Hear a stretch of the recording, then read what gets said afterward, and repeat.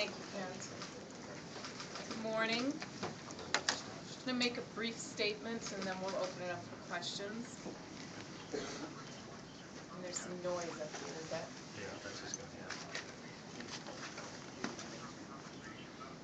This past May, when former student athletes in our women's basketball and our football programs raised complaints about their treatment, the campus initiated independent investigations into the allegations. We promised that these would be comprehensive, thorough, and transparent. And we, as a university, have been committed to taking any appropriate action based on the evidence and the findings. An investigation released in July into complaints of race bias and player mistreatment in the women's basketball program concluded that the evidence did not support those allegations. The final reports by the law firm Franzik Radelet of Chicago into allegations related to sports medicine and scholarship management in our football and women's basketball programs were released this morning.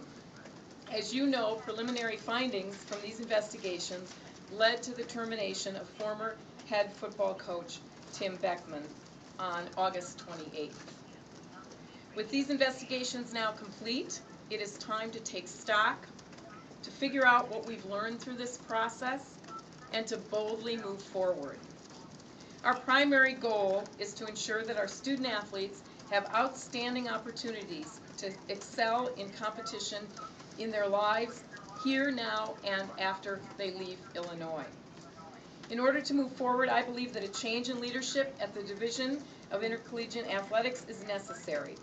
I have exercised the without clause separation option in Director Mike Thomas's contract, and I've appointed Senior Associate Athletic Director Paul Kowalczyk to serve as Interim Director of DIA, pending board approval.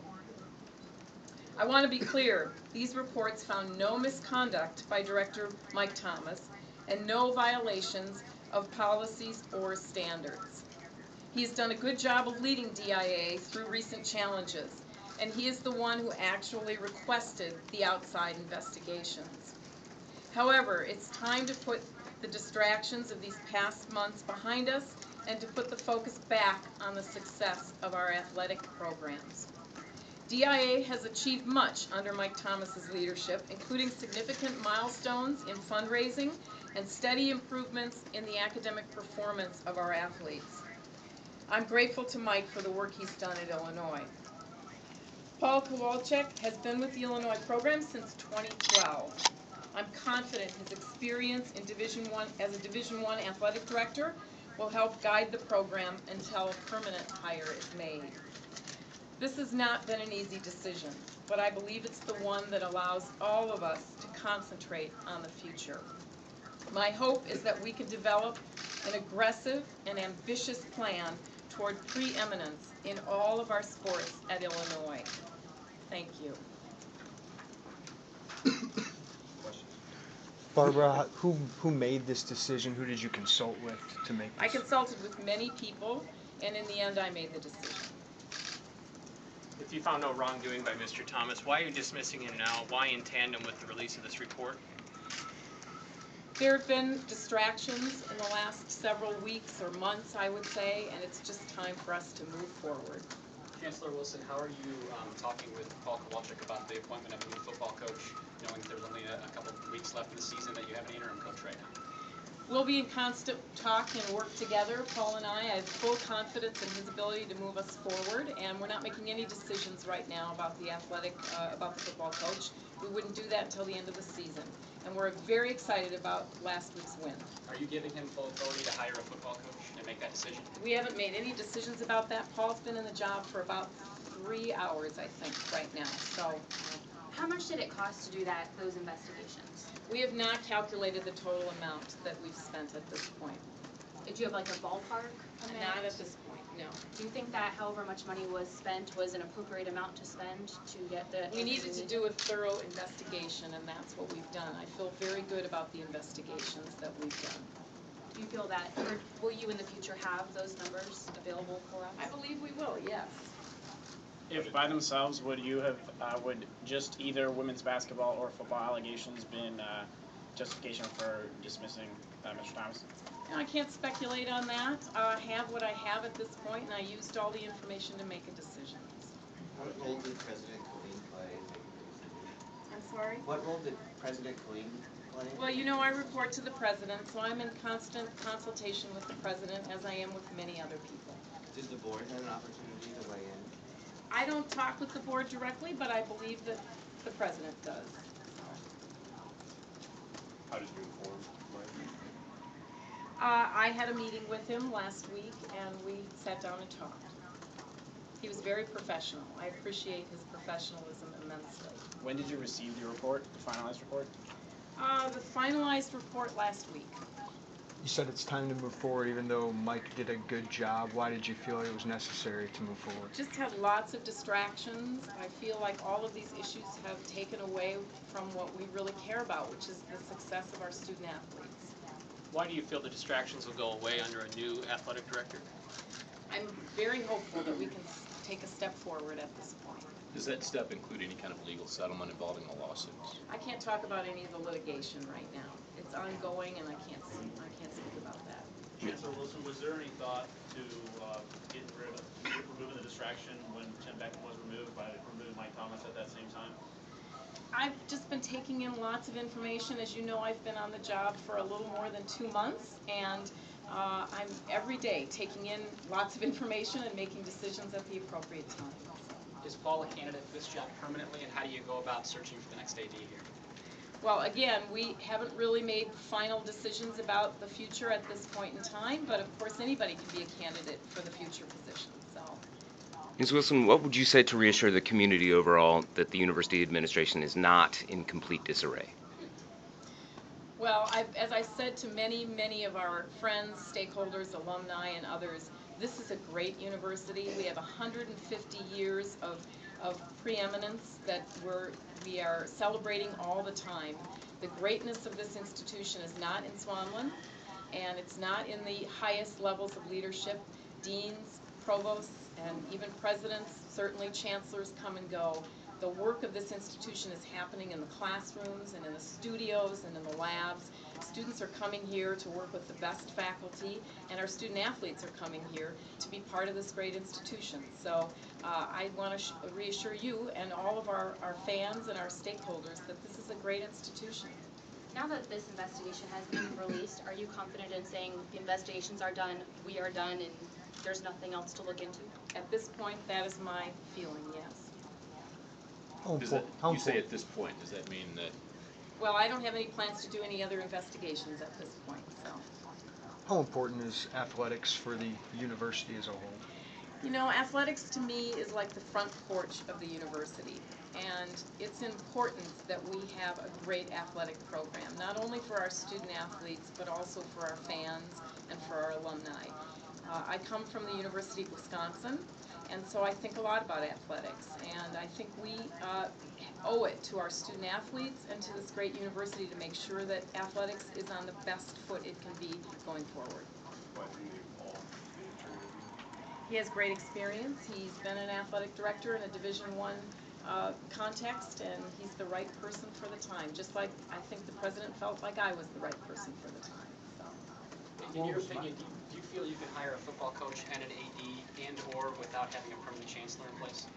You know, it's not my opinion that matters, but all of those things are premature at this point. We really haven't talked about the future of any of these positions in great detail right now. Will you start talking about those? I mean, you've only got 3 games left in the football season. And we won't make any decisions about the coach until the season is over. I'm delighted in the game last weekend. I hope you all are too. I think Coach Cubitt is doing a great job. What about your own position? Have you thought any more about being permanent chancellor? Oh, Lauren. I've announced that I'm not interested in the position, and that is what I'm saying at this point. What does this change of athletic director mean for all the other coaches in the other programs?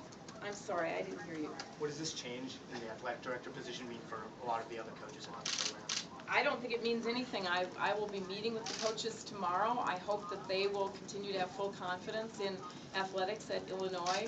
They're doing a great job. We we're excited about all of our sports, and we'll reassure them hopefully. You talked about the kind of the legacy of Illinois going back 150 years. How serious a threat is what's happened since May to all of that?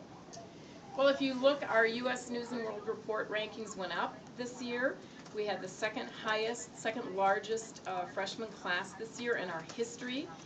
In fact, the only time we've had more applicants for freshman class is the year after the Final Four in basketball. We've hired 120 new faculty from all across the country and all across the world. So, you know, if I look at what's happening in Illinois, it's all good. We would really like a state budget, so that is a little bit of a challenge for us right now.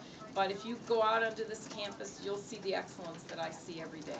Speaking of money, what's the buyout that you're going to pay? Buyout for Mike Thomas is $2.5 million. That was in his contract.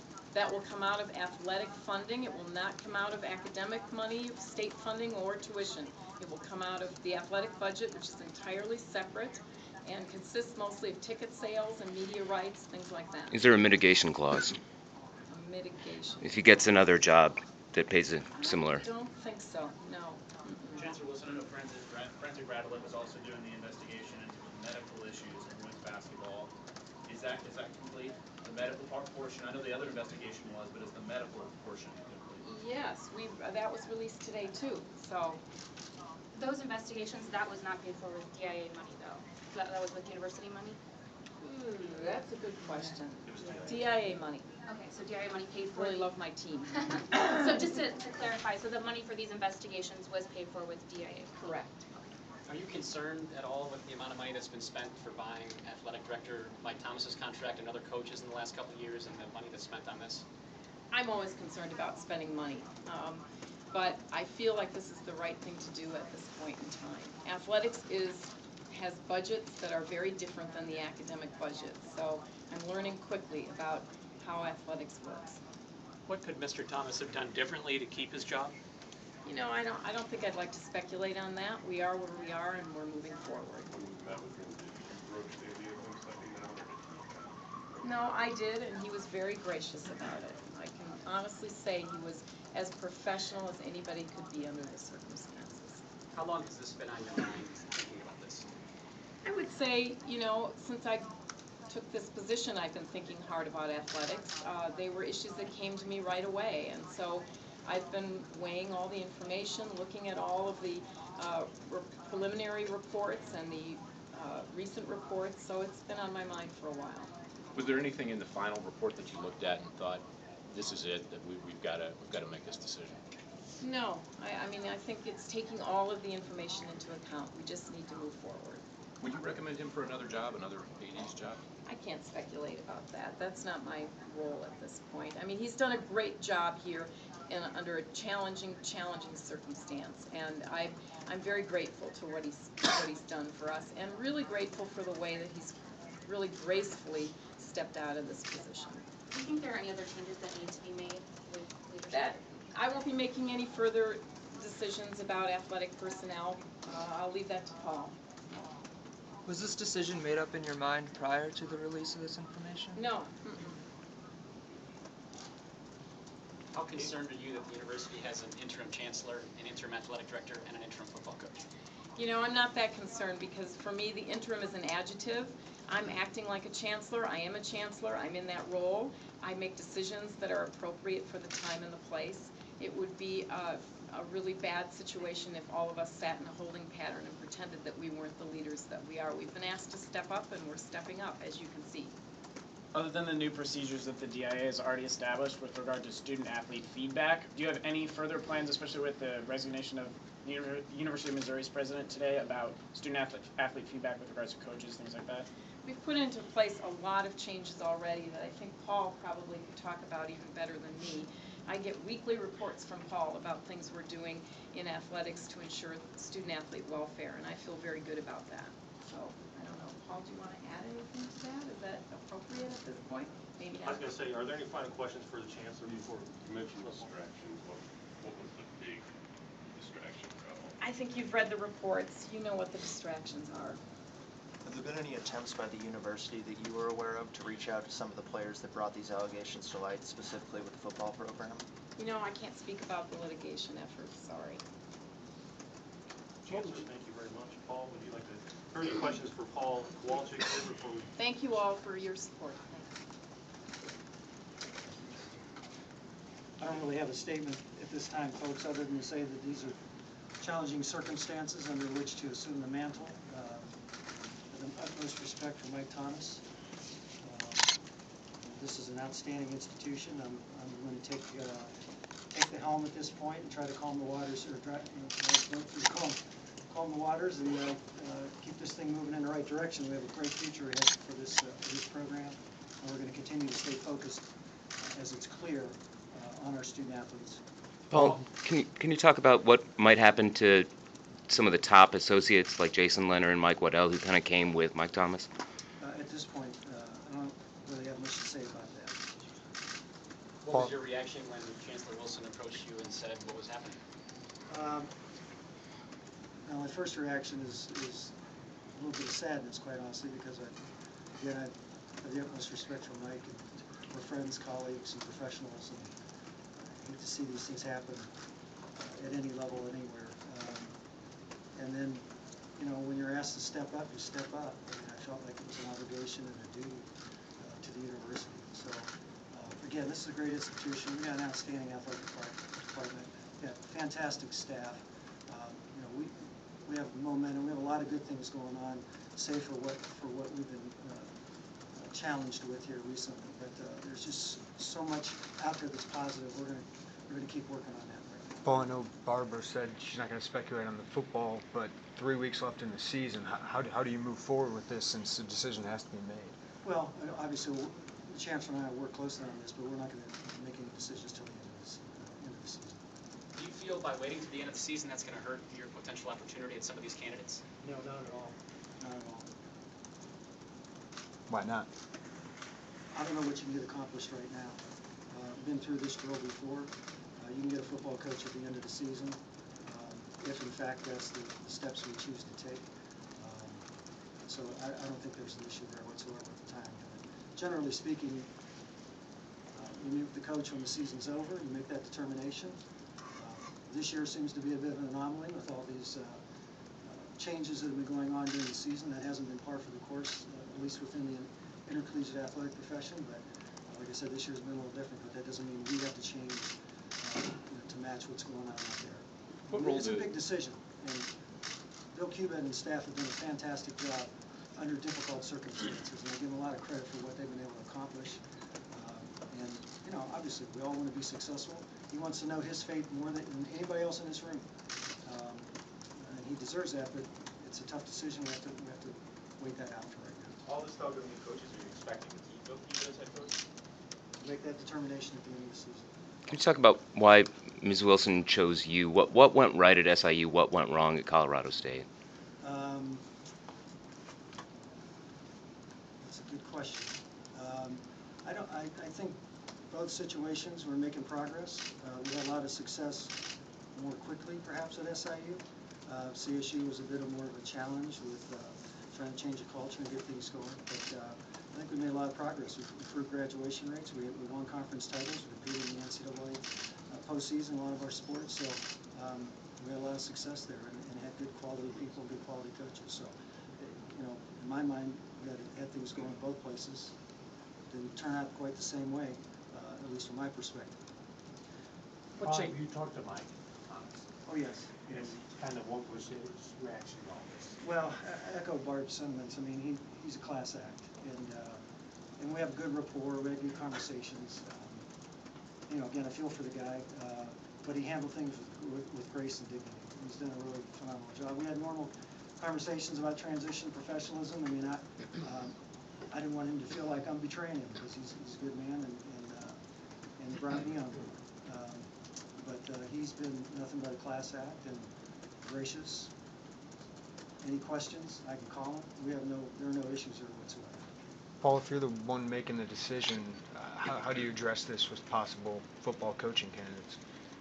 I'm sorry, How do you address the interim role right now, kind of up in the air right now, if you're the one going after coaching candidates? I'm not sure. Say you are making the hire, of a football coach as an interim AD? How do you quell maybe their questions about that? I'm sorry. You know, I took the AD job at Southern Illinois with an interim chancellor. I mean, sometimes you have to take that leap of faith, but I think that the most important part of that decision for the coach is we've got a great institution here with a tremendous body of work, tremendous history, tradition. To me, it should be a destination job. We've got professionals across the board at this university that support our program, our student athletes, and our coaches. So, to me, that's a non-issue for a coach in that regard. They will get through that and know that they got the full force of the university behind them. Do you want this job full-time permanently, and how are you approaching the next couple months? I'm going to approach the next couple months day to day. Again, trying to steady the course here, make sure everybody knows we're in this together. We're going to get through these challenging times. We got a bright future ahead for this university, for this athletic department. That's what I'm focused on right now. You want the job permanently? I'm going to focus on day to day, trying to get things done for the university. What changes would you like to make in the near future here, or immediately? Well, you know, I think this is enough change for now.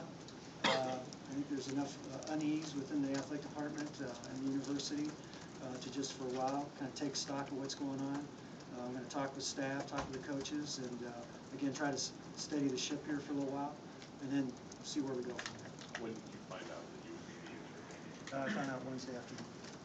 Have you spoken with any of your coaches, many of whom are here right now? Yet? I have not. We're going to do that shortly. Any final questions for Paul? The report mentioned the turnover amongst trainers and the like, apparently over concerns in the way Coach Beckman dealt with some players who were injured.